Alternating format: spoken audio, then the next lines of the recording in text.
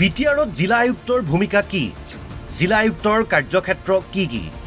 কিয় নিৰ্বাচনত ইস্যু হৈছিল দিছপুৰৰ হস্তক্ষেপৰ কথা? মুখ্যমন্ত্ৰীয়ে ডিসি সকলৰ ভূমিকাক লৈ কি ক'লে?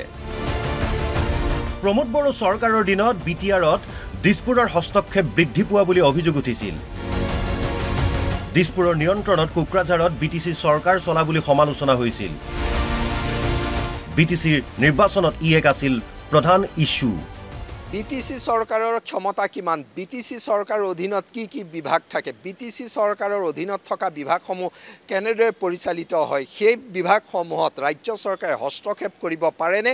মূলতঃ ষষ্ঠ অনুসূচীৰ অধীনৰ স্বায়ত্তশাসনক সফল কৰি তুলিবৰ বাবে সংবিধানে স্পষ্ট কৰি দিছে বিটিসি চৰকাৰৰ ক্ষমতা, আৰু এই ক্ষমতাৰ অধীনত যিবোৰ বিভাগ থাকে সেই বিভাগসমূহ মূলতঃ এটা অঞ্চলৰ বাবে বিশেষ গুৰুত্বপূৰ্ণ। ক'বলৈ গ'লে ৰাজ্য চৰকাৰৰ হাতত থকা বিভাগসমূহৰ দৰে প্ৰায় একেদৰে তেওঁলোকে পৰিচালনা কৰিব লাগে নিজৰ অঞ্চলত এই বিভাগসমূহৰ কাম কাজ।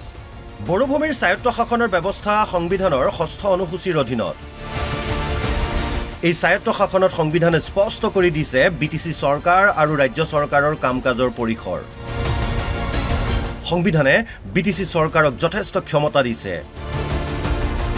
বিটিআৰত কেইটামান বিশেষ গুৰুত্বপূৰ্ণ বিষয়ক বাদ দি আন সকলো বিভাগেই পৰিচালনা কৰিব লাগে বিটিসি চৰকাৰে। 2003 চনৰ পৰা এনেদৰে চলি আহিছিল বিটিসিৰ চৰকাৰ, কিন্তু প্ৰমোদ বড়ো চৰকাৰৰ দিনত এই ব্যৱস্থা সলনি হৈছিল। বিভিন্ন বিভাগৰ কাম কাজ চোৱা চিতা কৰিছিল ডিসি সকলে।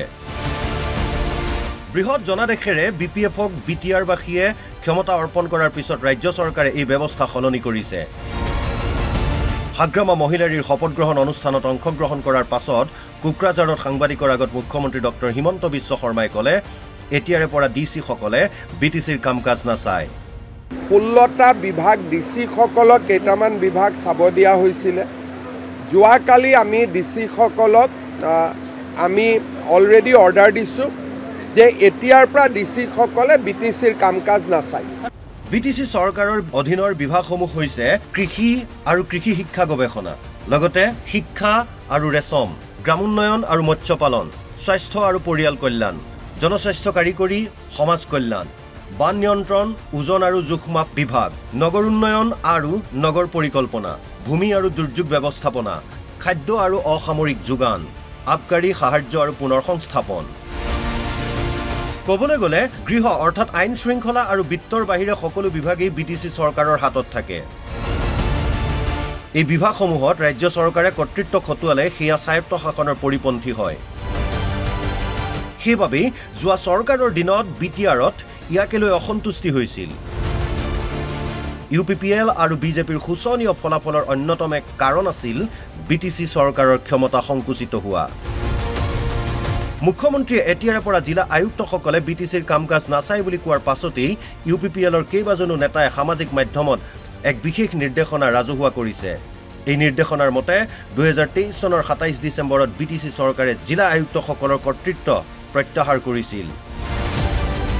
বিটিসিৰ প্ৰধান সচিবে জাৰি কৰা নিৰ্দেশনা ৰাজহুৱা কৰিছে, কিন্তু এই নিৰ্দেশনাৰ পাছতো বহু বিভাগত দিছপুৰৰ কৰ্তৃত্ব থকা বুলি উঠা অভিযোগে বিটিআৰবাসীক অসন্তুষ্ট কৰিলে।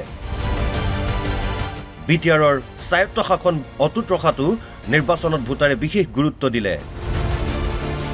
এই ইছ্যুৱেই চুই গ'ল বড়োভূমিৰ জনসাধাৰণক, তাক কোনোপধ্যেই অস্বীকাৰ কৰিব নোৱাৰি। গুৱাহাটীৰ পৰা ভাস্কৰ জ্যোতি বৰাৰ ৰিপৰ্ট, অসম লাইভ 24।